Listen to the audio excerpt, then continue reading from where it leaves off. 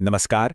आज हम एक ऐसी आर्थिक पहेली को सुलझाने वाले हैं जिसने वैश्विक मंच पर एक बहुत ही दिलचस्प और सच कहें तो सांस्कृतिक रूप से एक बड़ी ही असामान्य स्थिति पैदा कर दी है।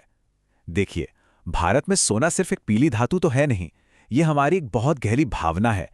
लेकिन जरा सोचिए, क्या हो अगर इसी भावना को देश की अर्थव्यवस्था के लिए कुछ समय के लिए थामने को कह दिया जाए। चलिए इस पूरी कहानी की तह तक चलते हैं। सोने की चमक और भारत की पुरानी परंपराओं के बीच हाल ही में देश के प्रधानमंत्री ने एक बहुत ही असामान्य अपील की है। उन्होंने लोगों से आग्रह किया है कि वे अगले 1 साल तक सोना ना खरीदें। शादियों, त्योहारों और पारिवारिक बचत के लिए सोने को सबसे सुरक्षित निवेश मानने वाले हमारे देश में किसी प्रधानमंत्री का ऐसा कहना वाकई एक बहुत बड़ी बात है। ये अपने आप में हमें सोचने पर मजबूर कर देता है। तो अब सबसे बड़ा सवाल यही है कि आखिर भारत के प्रधानमंत्री नागरिकों से सोना खरीदना बंद करने के लिए क्यों कहेंगे? बात सिर्फ निवेश को रोकने की बिल्कुल नहीं है।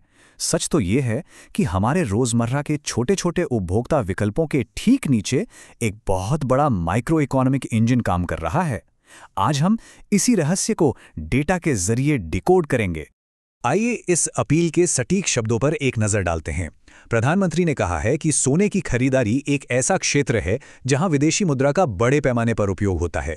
राष्ट्रीय हित में हमें 1 साल तक सोना न खरीदने का संकल्प लेना चाहिए। बस यही वो बयान है जो इस पूरे मुद्दे की नींव है। ये सीधे तौर पर हमारे विदेशी मुद्रा भंडार और वैश्विक संकटों से जुड़े एक विशुद्ध आर्थिक दृष्टिकोण को सामने रखता है। चलिए सबसे पहले इस पूरी पहेली के पहले हिस्से को समझते हैं, डॉलर और सोने का कनेक्शन। आगे बढ़ने से पहले एक बहुत ही अहम कॉन्सेप्ट को क्लियर कर लेते हैं। करंट अकाउंट डेफिसिट या चालू खाता घाटा।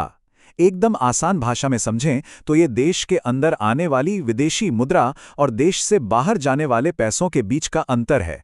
जब हम निर्यात से ज्यादा आयात करने लगते हैं तो हमारा आयात बिल बढ़ जाता है और ये घाटा बड़ा होने लगता है। इस कॉन्सेप्ट को याद रखिएगा क्योंकि आगे के डेटा में ये बहुत काम आएगा। इसे एक घरेलू बजट के उदाहरण से समझते हैं। मान लीजिए एक घर का बजट है, लेकिन दिक्कत यह है कि घर के सबसे बड़े खर्चों का बिल आपको अपनी मुद्रा में नहीं बल्कि पूरी तरह से एक अलग मुद्रा यानी अमेरिकी डॉलर में चुकाना है। भारत के विदेशी मुद्रा भंडार का प्रबंधन भी बिल्कुल ऐसा ही है।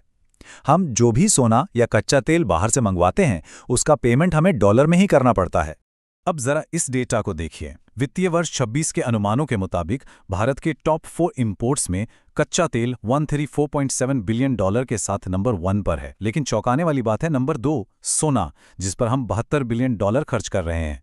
इन 4 चीजों पर कुल मिलाकर 240 बिलियन डॉलर खर्च होते हैं। इसमें से सोना एक बहुत बड़ा हिस्सा है जो पूरी तरह से हमारी इच्छा पर निर्भर करता है। मतलब कच्चा तेल तो जरूरी है, लेकिन सोना विवेकाधीन है।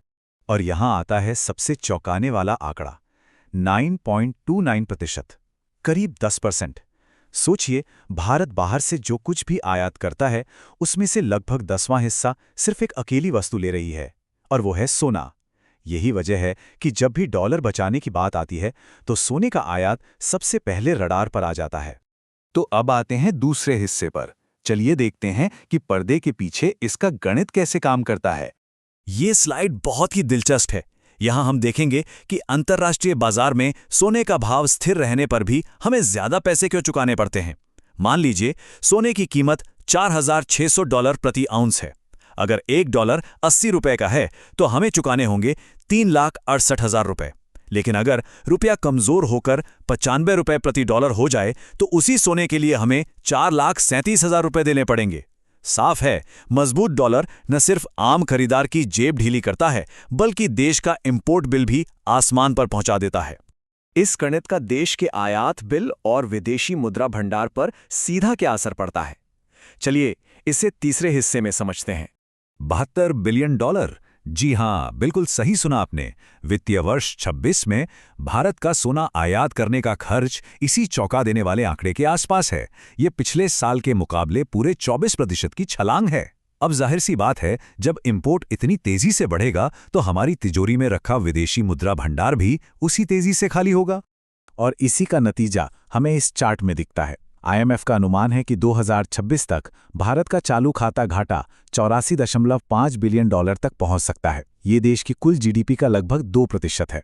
डॉलर का इस पैमाने पर देश से बाहर जाना हमारे अर्थतंत्र को वैश्विक झटकों के सामने काफी कमजोर बना देता है। तो अगर हम पूरी तस्वीर देखें तो हम एक दोहरी मुसीबत में फंसे हैं। एक तरफ कच्चा तेल है जो हमारी अर्थव्यवस्था की जीवन रेखा है और उसके दाम $105 प्रति बैरल के पार जा रहे हैं। दूसरी तरफ सोना है जिसे खरीदना हमारी मर्जी है, लेकिन उसकी डिमांड भी चरम पर है। जब ये दोनों सुपर एक्सपेंसिव चीजें एक साथ मिलती हैं तो भारतीय रुपए की कमर टूट जाती है और विदेशी मुद्रा पानी की तरह बहने लगती है। अब सवाल उठता है कि इस स्थिति से निपटा कैसे जाए, अर्थव्यवस्था को कैसे स्थिर किया जाए। यही हमारा चौथा खंड है। इस पूरे विश्लेषण का सबसे आई ओपनिंग हिस्सा ये चेन रिएक्शन है। इसे ध्यान से समझिएगा। जब हम बाजार से सोने का हार खरीदते हैं तो उसका इंपोर्ट बिल चुकाने के लिए रुपए बेचकर डॉलर खरीदे जाते हैं।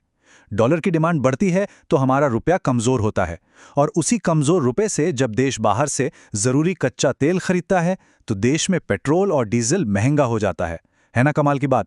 सोने की खरीदारी का सीधा असर पेट्रोल के बढ़ते दामों से जुड़ा हुआ है और इसीलिए सोने की डिमांड पर ब्रेक लगाना देश की आर्थिक स्थिरता के लिए एक मास्टर स्ट्रोक साबित हो सकता है। लेकिन हर सिक्के के दो पहलू होते हैं, राइट? आइए पांचवें हिस्से में देखते हैं कि इस पूरे मामले पर हमारी ज्वेलरी इंडस्ट्री का क्या कहना है। उद्योग से जुड़े निकायों जैसे कि जेजेसी ने कुछ बहुत ही प्रैक्टिकल वैकल्पिक समाधान दिए हैं। उनका कहना है कि डिमांड को पूरी तरह से रोकने के बजाय क्यों ना हम उस सोने का इस्तेमाल करें जो हमारे घरों और बैंक लॉकर्स में यूं ही पड़ा है। ये कोई थोड़ा बहुत नहीं बल्कि हजारों टन सोना है। वे एक मजबूत गोल्ड मोनेटाइजेशन स्कीम की वकालत कर रहे हैं।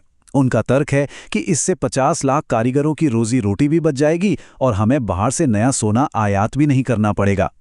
इस नजरिए को जीजीसी के अध्यक्ष राजेश रोकड़े के इस बयान से बेहतरीन तरीके से समझा जा सकता है। उन्होंने कहा, विचार राष्ट्र प्रथम, उसके बाद जिम्मेदार स्वर्ण इकोसिस्टम का होना चाहिए। ये बहुत स्पष्ट रूप से दिखाता है कि उद्योग जगत भी देश के मैक्रो इकोनॉमिक संकट को बखूबी समझ रहा है। वे बस इतना चाहते हैं कि संरचनात्मक सुधारों के जरिए देश का हित भी हो और उनका सेक्टर भी बचा रहे। एकदम संतुलित सोच।